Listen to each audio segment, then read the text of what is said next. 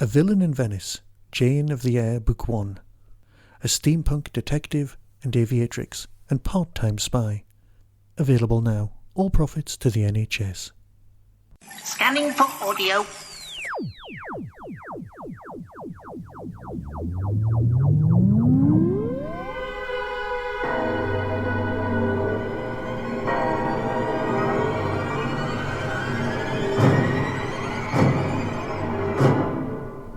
Welcome to another Tin Dog podcast, this time talking about Lovecraft Country episode 2. Now, like last time, it's going to be an immediate reaction to the episode because I've just watched it and deeply enjoyed it. And, well, I just wanted to share with you. So if I get anything wrong, well, you know the form. Episode 2 is the second part of the quest for, well, the dad. The missing dad. Now, in the olden days of things like Buffy, you would have had a story arc that consisted of, oh, the father's missing, and you would have found him, or the missing mom, or something like that, or the missing book, the missing MacGuffin, at the end of Series 1, or even perhaps at the end of the entire run, and that would have been the major motivational arc. But obviously, here you find him in the end of episode, because character-wise, he's going to be replacing the uncle. Now, the whole business with the missing memories, just genius, works so well. And, of course, they are, well, I'm going to use the word Aryan. They're blonde, blue-eyed, scary folk. And yes, they're all dressed like characters out of Lovecraft or out of the Golden Dawn, and a host of other really scary secret organizations. The sort of people who everyone thinks run America. And of course, they've got the whole storyline where he is a direct descendant of one of these people that gives him power over everyone else because of the rules.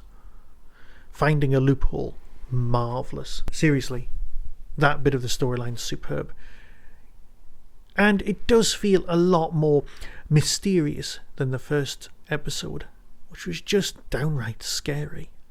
I forgot to mention the whole, they burnt the place down, that's why the White House is white, because it got set on fire, which I had no idea about. I am learning a shed-load watching this programme. And I am feeling just terrible about the events that are covered, the real life stuff. That is making everything just put into sharper focus. Almost so that you're kind of glad when it's just big, dimensioning, shambling monsters coming through, and the business with the Garden of Eden. You can use that to distract yourself from the actual true horror that's going on, which I suspect is going to be an ongoing theme for the whole storyline. Yes, the business with becoming immortal and accessing the Garden of Eden is so Pulp Fiction, it's unbelievably dull. But, no, not dull, just it's unbelievably pulpy. But that's got to exist in order to make everything else even remotely, well, not watchable in the sense of it's just a terrible program, because it's not. It's tremendously well made. But it's just hard going because it's just so new. Absolute marks out of 10. This is going to be award winning. It's got to go on. I'm not quite sure where it's going because in many respects episode 1 and episode 2 have that pure beginning, middle and end to make one movie. If I watched episode 1 and episode 2 at the cinema as a film, I would have loved it and seen it as a closed narrative. Where it's going with episode 3 is beyond me, because as far as I'm concerned, it just is perfect in itself. Loved it. Absolutely loved it. Can't wait for more episodes, and I'll report back once I've watched those. The performances, superb. So until next time, be seeing you.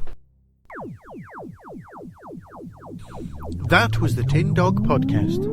Available on Spotify, iTunes, Acast, Stitcher and wherever good podcasts are found. Get early access to content by subscribing to the Tin Dog Podcast YouTube channel. You can support the show at patreon.com/tindog. Contact the show on Twitter at Tin Dog Podcast or email tin-dog@hotmail.co.uk. All of the things discussed are the intellectual property of others. No infringement is intended. The Tin Dog Podcast is a founder member of the Doctor Who Podcast Alliance.